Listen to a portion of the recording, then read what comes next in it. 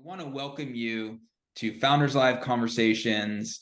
I am Nick Hughes. I'm the founder and CEO of Founders Live, and we today are talking about startup legal. We have Ask a Lawyer Anything here. We're very excited to have Alberto Mojica from ScaleUp Legal here in the house. Alberto, how are you doing? No, great. Excited to be here. And thank you so much, Nick and Luis and Founders Live for hosting me. And I'm here to help startups and scale up businesses achieve what they're looking for. So connecting with so many startups and scale up companies is exciting.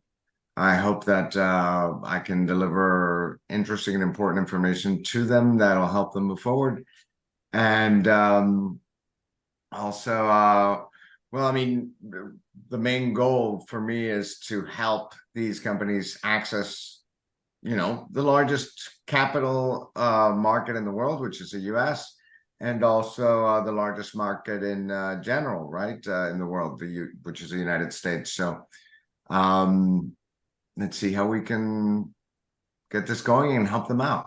Awesome. Well, it's a pleasure to have you, Alberto, and we're going to dive into an incredible conversation.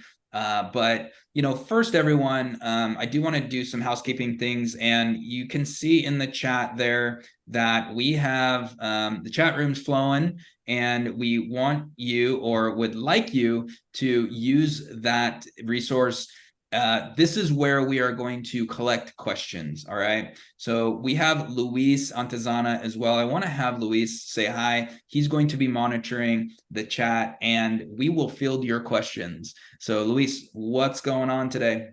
Hi, Nick. Hi, Alberto. I am looking forward to this conversation around legal stuff. I'm going to be watching the chat. Throw your questions in anytime you want. I'm going to track who's saying what, and we'll get your questions answered when appropriate. Ask whenever. We'll have a whole bunch of Q&A at the end, but if there's something super relevant, I might just have to butt in and raise a hand for you, and we can even bring you on screen if you want to ask that in person. Absolutely.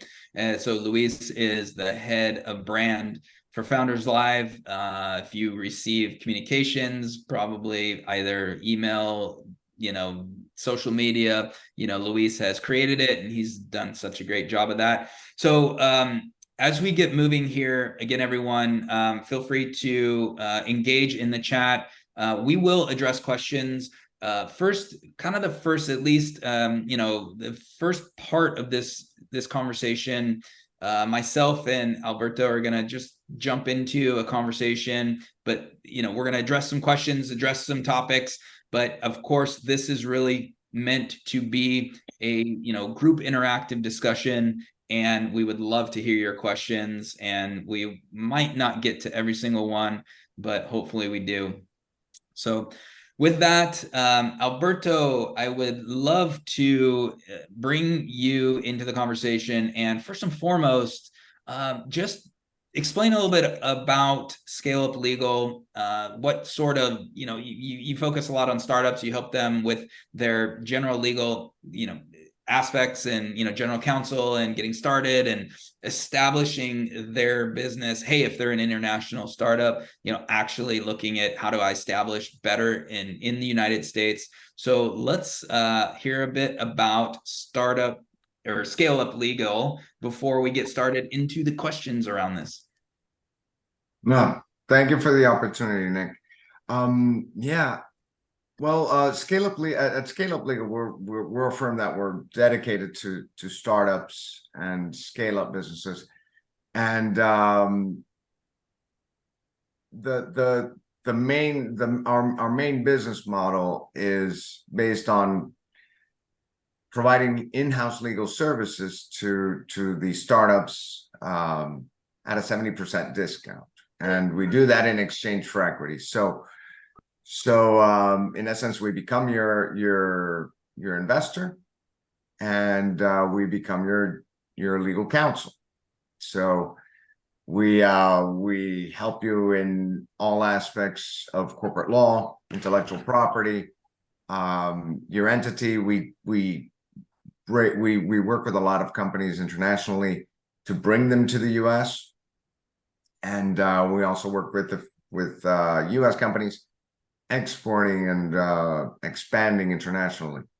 So that's the model, the general model. Obviously, we also work in particular when it comes to corporate law, intellectual property in one-off cases as necessary. But the main thing that we do is we provide the legal services at a 70% discount in exchange for equity, becoming an investor in your company. Awesome. Yeah, and I think that last point, everyone, is very important, that not as many legal firms that will support you in the early stages have that stance. So maybe that first question,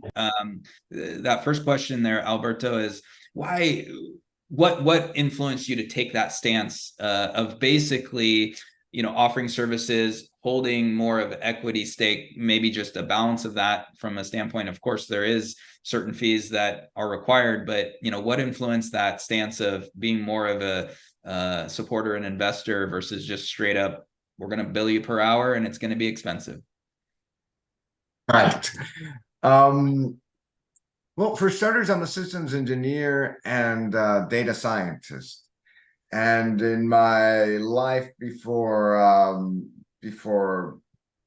deciding to jump into the world of law, I had my own startup. We did very successful. We were very successful, and we were doing what was then called remote IT infrastructure, which is now called cloud computing. And since then, I've worked in-house and in firms, and our latest greatest success was we raised $300 million for a German startup. And so I decided to create a business model where legal services, which are so important for the success of a startup, are affordable. And the only way that we managed to create this this format was thinking, well, then we should participate as investors as well.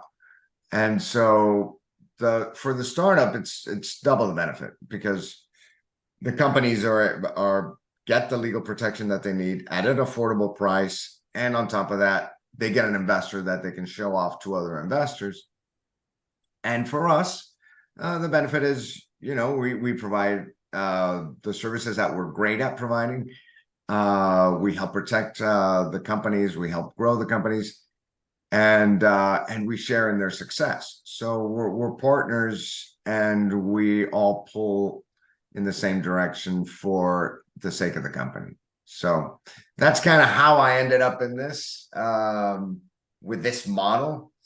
Is I wanted to find a way that startups could afford in-house counsel, which ends up being so important, so critical in the growth and ultimately the exits and the valuations of those companies.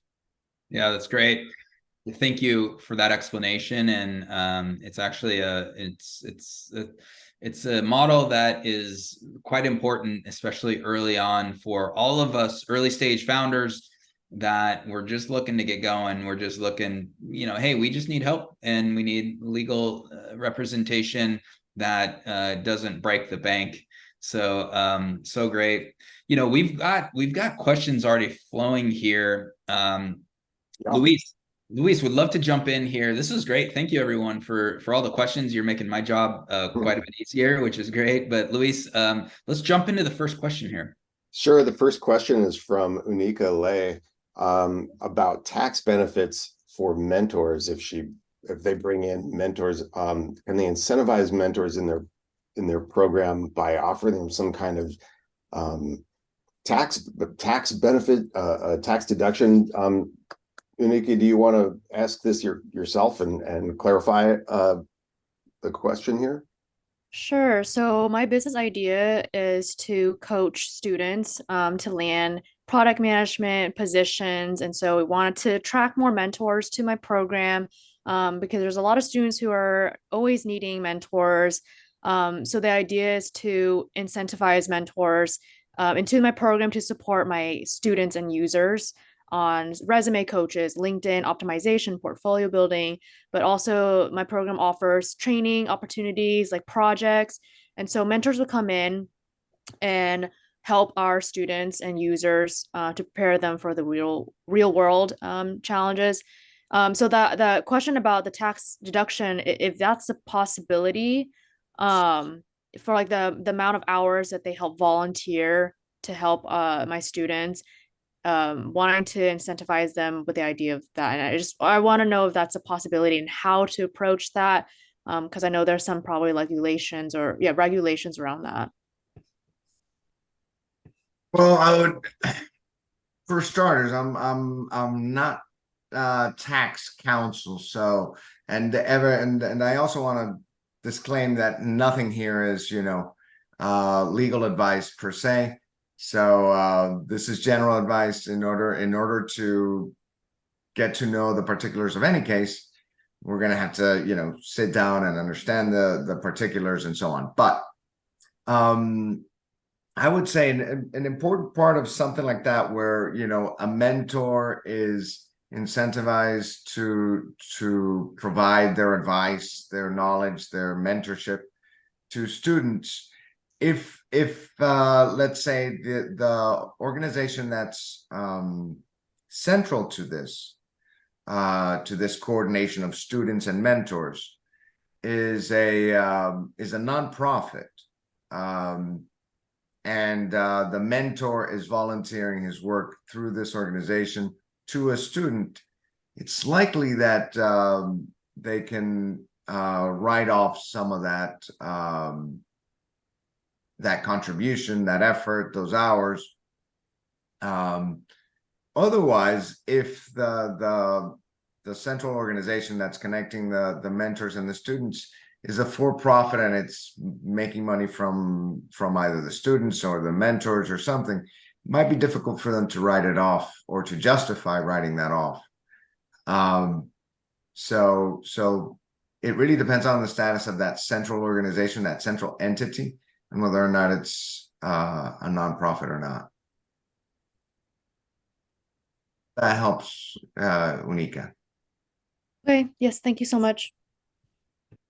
Awesome. Cool. Hey, these are Yeah. great questions. And Luis, let's just keep this ball rolling here. Let's keep it rolling. We have a couple questions around IP, which is perfect for you.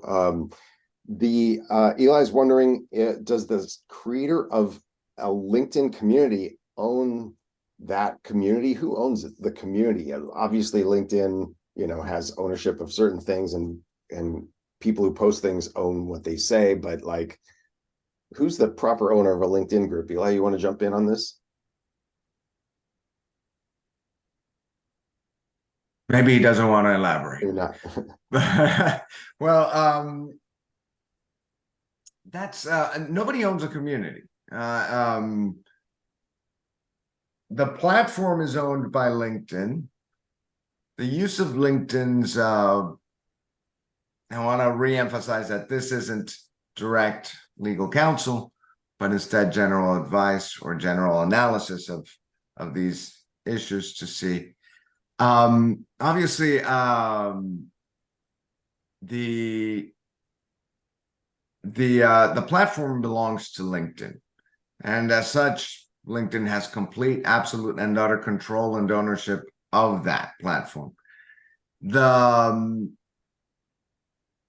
Their logo, their pictures, all of that belongs to LinkedIn. The contributions that you may make toward the group arguably are your copyright, or the contributor's copyright, or the community member that makes the contributions copyright. And if there's a particular logo or identity or trade style that's involved in the creation and growth of that community, that may arguably be trademarkable. It's but even if you trademark that logo, if you trademark that that style, that commercial style, it will be something that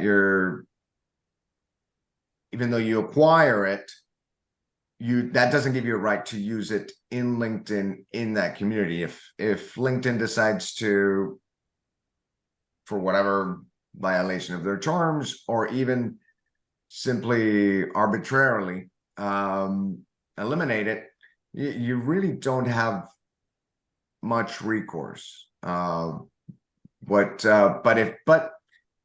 being that this is yours, you can create your own platform. You can use another platform with that identity and those logos and so on, and that arguably is yours, especially if you register it.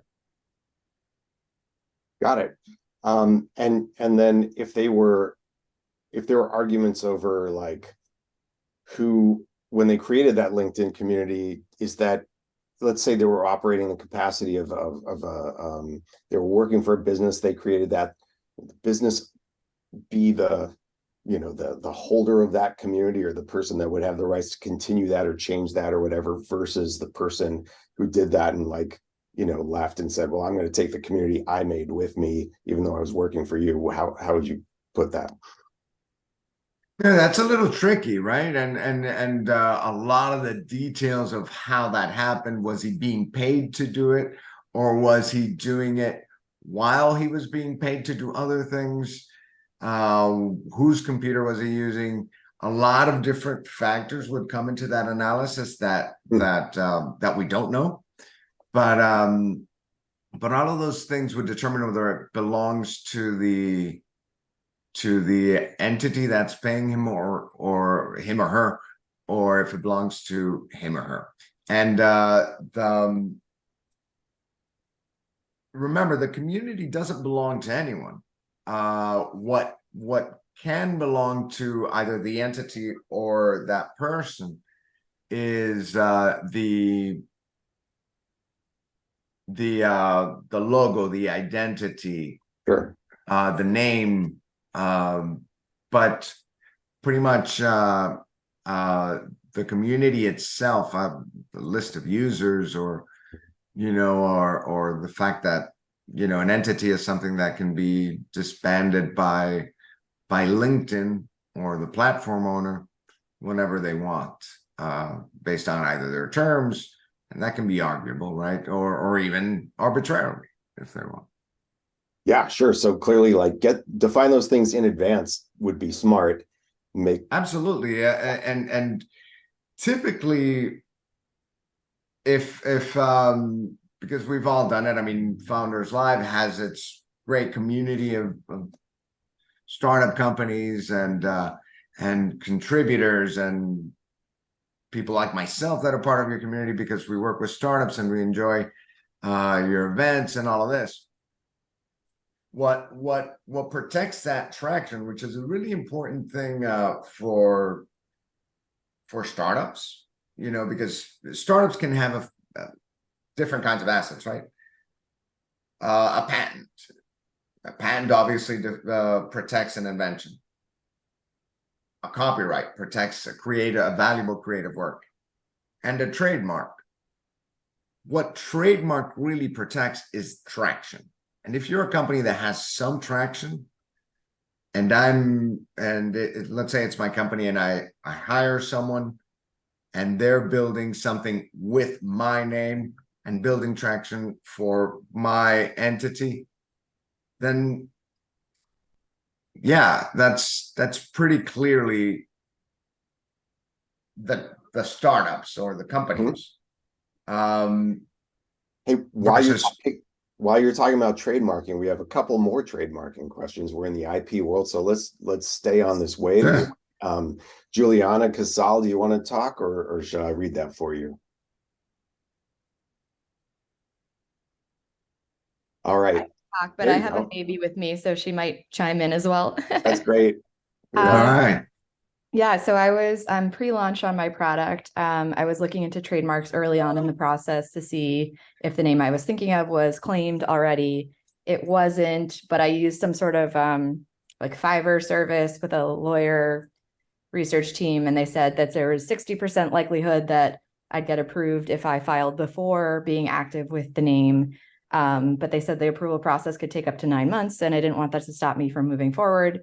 And someone else said it's actually easier and less turnaround time if you're actively selling against the brand before you trademark it. So I decided to just go forward with launching under that name and hope that once I start selling, I can get it trademarked after. I was second guessing myself while doing that. So I just wanted to see if that was the right move or if there's advice that's conflicting with the second person I talked to.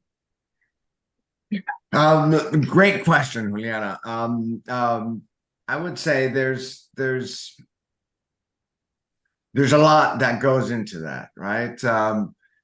You can file a trademark with Patent and Trademark Office on the basis of your intent to use a trademark, and the 60% or whatever that ignore those numbers. That's I don't know where those came from, but they're not. Every case is really different, and some trademarks have a very high likelihood of getting registered, and some are never going to be registered, and some are going to be registered and they're going to be opposed once they're published. But you can file a trademark with an intent to use.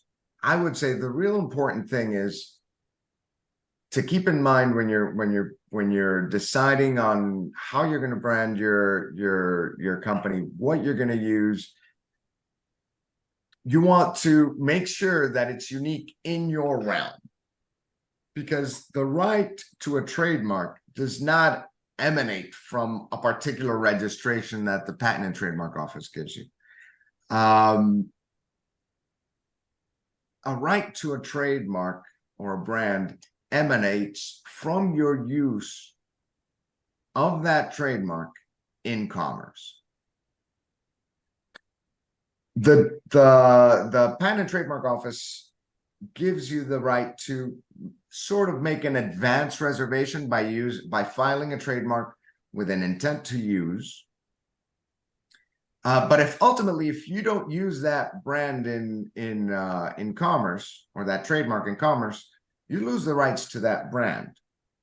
At the same time, if you don't register and you're using the brand in commerce, and it becomes in that marketplace, it becomes known that brand belongs to you and identifies your products and or services, then even if you haven't registered it, you take priority because of your use in commerce. However, I'm not discouraging you from registering at all. I really, really encourage registering, even when you're doing an intent to use, because even on the basis of intent to use, because in court, if someone wants to fight you on the use of that brand and your ability to tell others not to use that brand, you come with a gigantic advantage if you have it registered. There's a presumption in court that your trademark is valid if it's registered. So, because I haven't registered it and I'm about to launch, I might as well just, I guess, trademark inactive use versus intent to use. Sounds like. I also am based in Canada. I intend to use the name Balloon, like Balloon. I do know there's a US based company in the same category that's Baloo, Balloo. And that's where I get tripped up too, is like, is that okay? that is an issue. And that's why I said the best thing you can do, is check up front for a name that isn't going to create a conflict. Yep. And then trademark that with an intent to use, and then go out and use it. Yeah. Um, I guess there's not a lot of things that aren't claimed in some way somewhere. So right. Well, typical. I don't know if you're in the balloon business, but I mean, it's going to be but a if you're in the beverage. So balloon no. business, but if you're in the balloon business, right off the bat, the Patent and Trademark Office is going to tell you, no, we can't No, it's going to have. be a flavored seltzer, so not balloons. Okay. So, well, you may have a good argument to get registration. Okay, good. Yeah, I guess I'll But I find out. mean, you're welcome to call me and we'll spend some time on it too. Perfect. I will do Yeah. that. Yeah. Awesome. These are good. We're working through some good stuff, everyone. Luis, just want to check with you on Sure. next questions here. All right, we're going to close out the IP section here for now with one more quick question, also from Eli, who is too sick to talk but is listening. So thanks for coming and participating, Eli, even fighting through the flu. This is great. They're wondering if another on IP here, do volunteers own the IP that they created while working as volunteers? You may have answered that earlier. Now that I'm reading this in the sense of those agreements we were talking about and all that stuff, but maybe just put a cap on that. Absolutely. And that's important because there's the analysis that you go through regardless, you know, in the legal world, we call it using belt and suspenders, right? So you want to be sure that what people are doing for you belongs to you because you're paying for them. So in the case of an employee, you're paying them, they're doing something for you that belongs to you right off the bat. But you'd be pretty smart to make sure that in your employment agreement you have an IP assignment clause in there that makes sure that any IP that's generated from their work is considered work for hire and belongs to you. So that's what I mean by belt and suspenders. You have the law is with you with all the facts, but in addition to that, you have a clear agreement that makes that perfectly clear. But in the event of a volunteer, same thing applies. Whether they're a volunteer or not, by default, I mean, if they're working for you, that belongs to you. However, I wouldn't bring on a volunteer without an agreement, a clear employment or volunteer agreement, where you specify, among other things, that any IP generated by their work belongs to you. So. Okay, we're going to move on to some organizational based questions. Things when setting up a company, one of the first ones that comes is related to legal services. Actually, when should a company consider what's the time that a startup should bring in-house counsel? That varies Shivani. Significantly. Shivani, you want to pipe in here? That's a broad question, and it varies significantly depending on the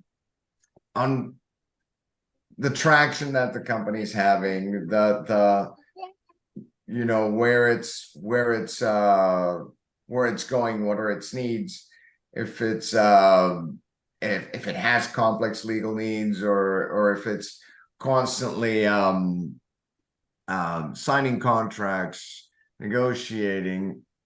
Anybody that I always say one of the biggest things that you get from in-house counsel is every time you're going to sign a partnership agreement with someone, sign a procurement agreement, a lease, you know, you're going to bring on an investor. For any of these things, you really need to have legal counsel. Of course, if it's going to cost you $3,000 to get, you know, someone from a big law firm to come in, and the value of the contract isn't significant, you might just skip that or think that it's a good idea to skip it, but it really isn't. So with in-house counsel, you have someone in your organization that, you know, you can pick up the phone and be like, okay, let's have a quick review of this contract, and you're able to find any terms that might be negotiable, might find might improve the terms, and it's a really important part. It's really important for companies that are engaged in a lot of business to have in-house counsel. But company that's immediately starting up, you know, you just registered your organization or something like that, may not need it yet, but as soon as you're considering your website, the terms and conditions, you have vendors, you have investors, you want to expand to another country, it's time to bring someone in. Hey, Alberto, real quick, could you I define too what in-house counsel means? That doesn't mean that you're paying a lawyer full-time salary to sit in your office, right? For whenever you need that, or is that are they in-house that point, or is it just someone you're retaining, or even just have somebody to contact? In-house means that you work for that company, Okay. right? On a regular and close basis. Well, I mean, I'm taking just that concept of in-house, right? But it can be, like you said, you know, you hire a $250,000 attorney that works for your company, you know, Chase, JP Morgan Chase has armies of lawyers, you know, Walmart has armies of lawyers. So large companies can justify the cost of having $250,000 a year attorneys on staff. Smaller businesses may have one, and startups could have some, like what we provide, which is fractional general counsel, where, you know, you have a set number of hours that you can access the attorney to help you with a whole bunch of things, right? Whatever it is, whether it's, look, I want to register a trademark, we're having a cease and desist, we want to draft and deliver a demand letter, or draft and deliver a cease and desist letter. We want to demand payment. We want to bring in an employee. We want to bring in a new vendor, a new partner, a new investor. And those are the things that your in-house counsel can help you with. But the main thing about an in-house counsel is it can help you in general about all the things related to your business as you move forward. Awesome. Hey, Shivani, do you want to ask your follow-up question to this? This was about having a single business entity, but multiple ideas, and how do you execute on those things?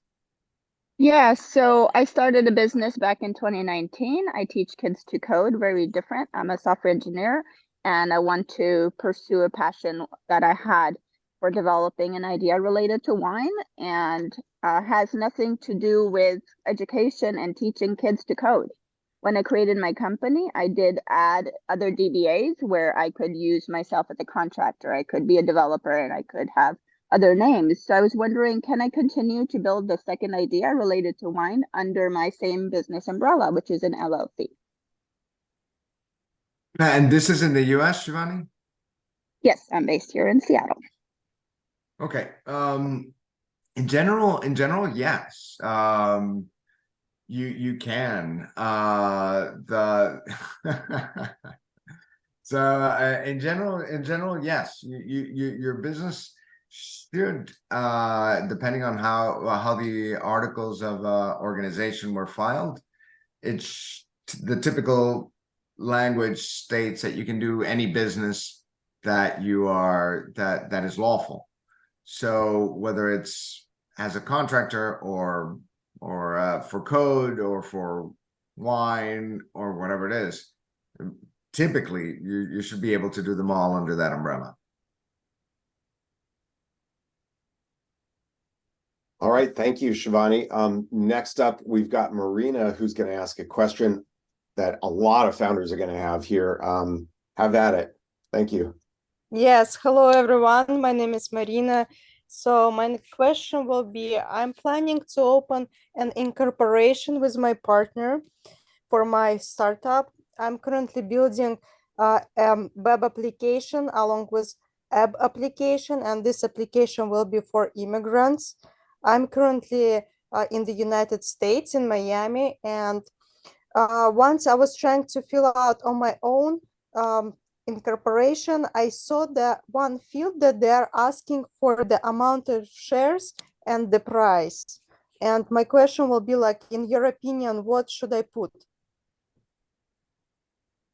Oh, that's an interesting question, because it really depends on your business and how and what you plan to do with it, how you plan to move forward. You might even consider an LLC instead of a corporation. But it also depends on you, right? What's the difference between? Go ahead. What? I want to go to venture capital or to find angel investors. So I'm planning to share some part of my business. Okay, then it seems like a corporation is the right choice. At least initially, I recommend that I would say that you make it a subchapter S corporation, so that you're not taxed twice. But if you have it, but there's certain limitations on filing for subchapter S when it comes to the number of classes of shares that you can have, and if you're going to have preferred shares and so on, you may be limited. Also, the number of shareholders, also the location of those shareholders. If they're international, there's a limit. All of these things will influence whether you can file for subchapter S. C Corp is the problem with the C Corp is you're going to be taxed twice. You're going to be taxed on the income of the corporation, and then you're going to be taxed on the income that the corporation pays its shareholders. So it's taxed twice versus an LLC, which by default is passed through taxation. However, if your point is that if your idea is to attract investors, your best bet is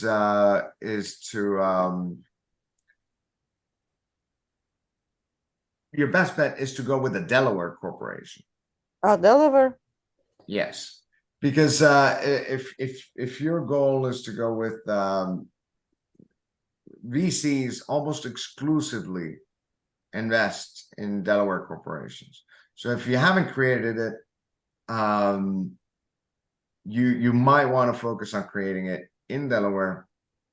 And when it comes to the number of shares, it really depends on how much money you want to raise, how many investors you're going to have, how your cap table is going to look, how you plan for it to look.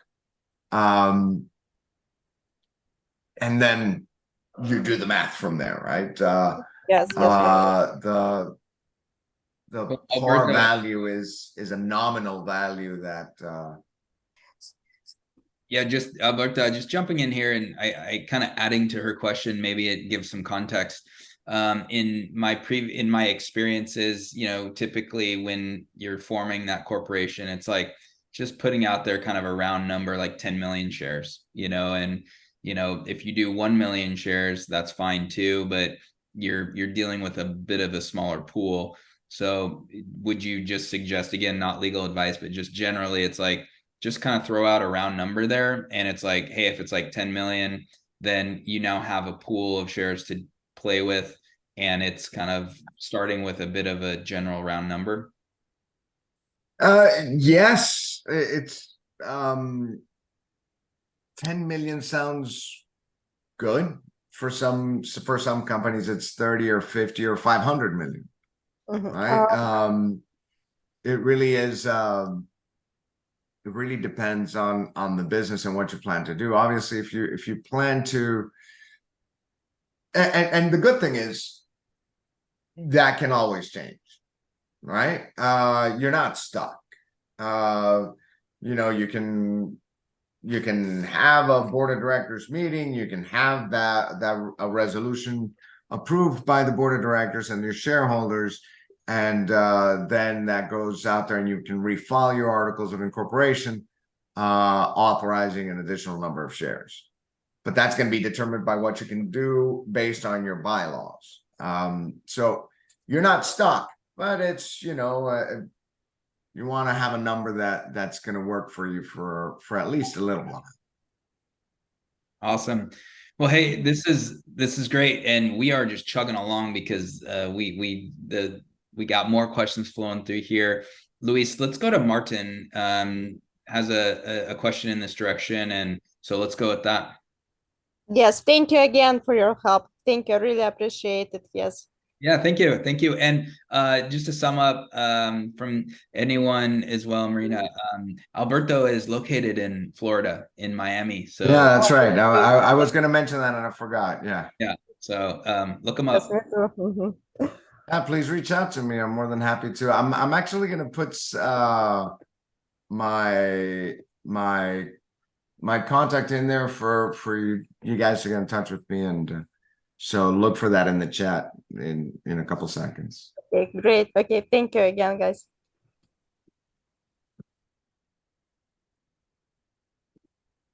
Okay, Martin. So you had someone that was gonna the next Yeah, question. we got another one here. All right, cool. Hi guys. Hey Nick. Hey Luis. Good to meet you in Las Vegas a few weeks back. Oh, Nice yeah. seeing you guys again. Good to see you. Hey Alberto, thank you for taking my question. My question is, for a consumer SaaS business, is it possible to create a benevolent business model where the company shares in the net revenue with its consumers? For example, I'm building a mobile app, and so when a new user signs up to contribute to the platform, can they become automatically a shareholder in the company?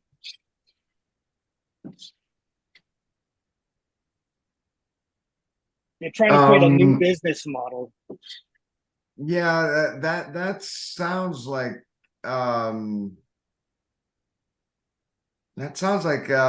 you may be dealing with some issues when it comes to the SEC, the Securities and Exchange Commission. I don't know enough, and like you're saying, this is a new model, so I don't know enough. I don't know enough to give you direct advice on this, but I would say, if you want your users to become investors, then you know you're essentially making a public offering of your securities, and it might require registration, and that's a very demanding thing. It's expensive and it's difficult, and it may not be worth it. But there are ways. Okay, sorry. Is this a blockchain or Web3 kind of? Not at all. It's just Okay. like what platforms that we have going on right now. If a user is actually spending time, effort, energy, and sometimes resources on a platform, they're contributing to that platform's well-being and profits. So for me, is if I'm going to create a platform and I'm going to have members come in and spend time, effort, energy, and possibly resources on the platform, I want to be able to share in that. So it becomes a win-win, and it becomes reciprocal to where everyone who's actually putting effort into the platform is monetizing, not just the company. How about things like points, or I don't know, airline mile, stuff like that, something that they can use, or that you can use to to give them something of value that they can redeem or something like that, better than shares. Because the thing is, if you focus on actual equity, actually, a solution might be virtual shares, but if you're actually giving equity, you're going to run into SEC regulations, and it's probably not a good idea. I mean, it sounds like a great idea, because if people are actually contributing, they should earn something back as well. It's a win-win in my eyes. So no. I'm not questioning the model. I'm not questioning the model. What I'm saying is there will be SEC regulations that you're gonna bump up against that might defeat the model that you're. And I would like to know what that is. And where Okay, can I, if you don't have that answer, where can I seek that answer? Well, if you're giving away, you're probably going to be making a public offering, right? Of a security. And that's what's been happening, for example, with that's why I asked about blockchain, because that's what's been happening. You've heard of all the lawsuits and so on concerning the issuance of tokens, right? Which have been considered, which have been ruled to be securities, and therefore requiring registration with the SEC.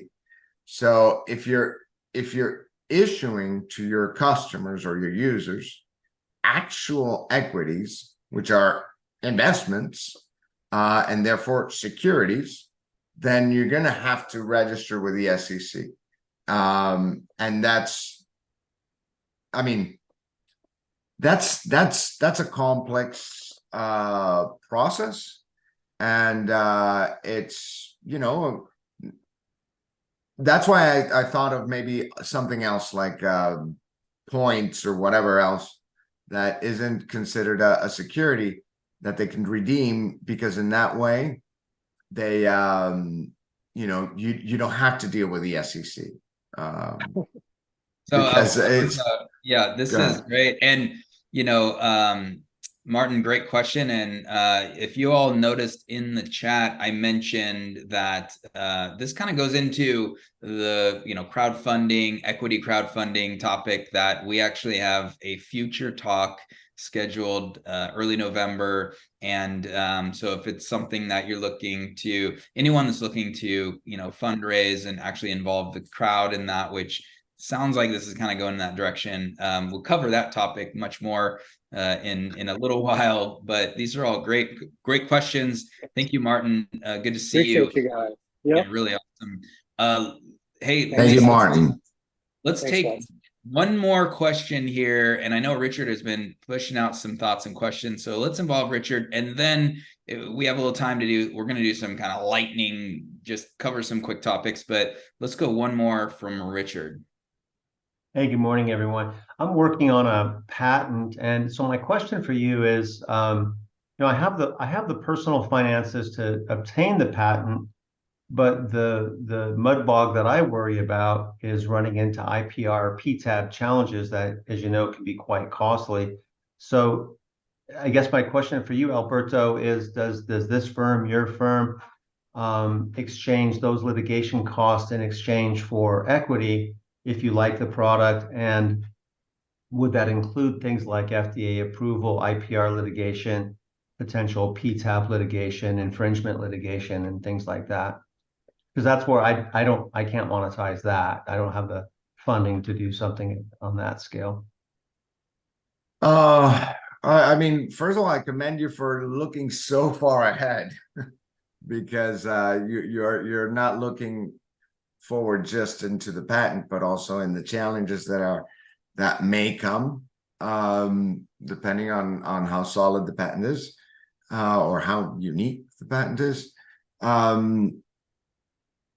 but we could. I mean, and we would have to learn a whole lot more about your patent and what you're doing. And I encourage you to, look in the chat. I put in there our link to contact us and to meet us and to schedule a conversation. But in your case, I would definitely recommend that you do that, because we do work with that. We are typically our in-house counsel, like every other in-house counsel that you hire, typically, we don't do litigation, right, on a regular basis. But we do take arguments in PTAB and the PTAB, and but if it requires litigation in the federal court, what we do, we have our partners that specialize in IP litigation, and we can work with them and you to find, with them as outside counsel, with us as in-house counsel, we coordinate that to get the results that you're looking for. But that's, I presume you don't want to tell us all about your patent on this meeting, so schedule something with us and we'll talk about it. Thank you. Awesome. Hey, everyone, this is great. We're coming into the final few minutes here, Luis. Let's maybe do some rapid fire, and Alberto, maybe the quickest few words answer possible, and we can cover a few of these questions. Yeah, Are you asking a lawyer to be brief? We do have so many questions in here, as Nick said in the chat. ScaleUp.legal/founders live to ask anything that's not covered here. Let's get some quick ones going, and then if there's anything at the end, we'll try to squeeze Kristen in and a couple others. Alberto, really, this is about ScaleUp Legal and itself. Like somebody, Shanakia was wondering what they can expect from ScaleUp. How do you operate? Super fast description of your service again. Well, the elevator pitch, so to speak. It's very, very simple. We provide in-house legal services at a 70% discount in exchange for equity. That's awesome. Okay, super quick. We had a couple nonprofit questions. One was from Nyla. Is there a way to incorporate a for-profit aspect of your business into an existing nonprofit business? Yeah, I would keep those separate and very separate.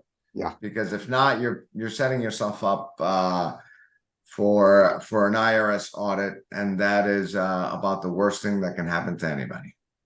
Okay. Yeah, that makes a lot of sense. The next question around nonprofits. Miriam's nonprofit foundation was revoked. How can she get it back? That requires a whole lot more information. It depends on why it was revoked. It depends on, was it the nonprofit status on the IRS, or was it the incorporation of the entity at the state level? So there's too many unknowns to answer that one properly. Sure, yeah, that's a big one. All right, so we have Kristen in the audience who is wondering a question about interns. Kristen, if you're there, you could ask that real quick. Yes, real quick. Awesome. Hiring unpaid interns. Of course, I live in California. So if it's part of a college curriculum or master's curriculum, I'm a bit confused because there is that legal language that says if they're doing essentially the work that you would pay an employee, a part-time employee, whomever, to do, then you need to pay them minimum wage. No, internships are different, and mind you, I'm not a specialist in California law, but in general, the fact is, internships are perfectly legal. The language that I thought you were going to mention was, first of all, IP assignment. You got to make sure you got IP assignment there, and also non-disclosure and confidentiality. So as long as you have that and the work they do, then the work they do belongs to you. When it comes to minimum wage, that's very local, and it's not just state by state, but even district by district. So I really can't speak to that, but in general, people can have unpaid interns and it's not an issue. So that was brief, I think. Thank you, Kristen. One more question from Savitra. Is there any legal risk to startups that are registered corporations if they don't actually hold annual board meetings? Is that just a formality, or can the lack of documented meetings make the owners vulnerable to personal lawsuits? Sorry, we couldn't bring you on, Savitra. We're just trying to move it fast. Okay. The answer to that is it depends on how many you have, how many members, or how many board members, and how many shareholders. And it also depends on how well separated you have your personal life from your corporate life in the event that you're a single owner of a corporation. Because the biggest risk with not holding these, or technically or officially holding these member meetings and making sure that resolutions are the resolutions are what are leading the business. The biggest risk is a piercing of the corporate veil, which means that personal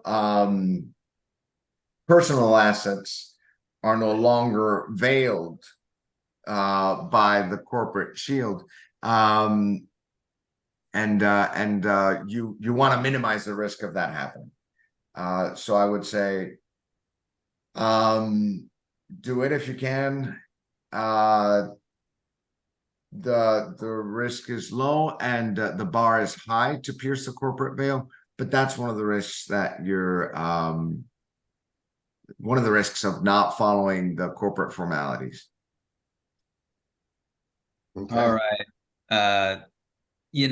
This has been a great session, everyone. We're coming to the end of the hour. We only scheduled 60 minutes here, and of course, so many more questions. So for you all, if you didn't get a full question answered and or you have more for Alberto, you can see in the chat there is links there. It's the scaleup.legal/founders live that will lead you to probably the best calendar there, and the ability to book time with Alberto. You can see the website link as well.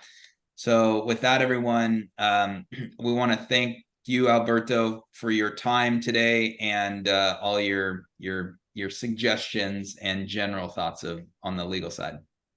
Nick, thank you so much. And Luis, thank you so much. And thank you to Founders Live and all of you for coming. And yeah, get in touch with us. We'll be more than happy to work with you.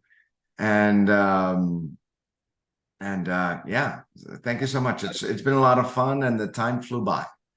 Awesome. Hey, everyone, and stay tuned for our we have a series of talks this fall. So things are coming out. You'll be invited to the next ones that are including other topics as well. So enjoy your day, everyone, or evening, wherever you are, and we'll see you soon.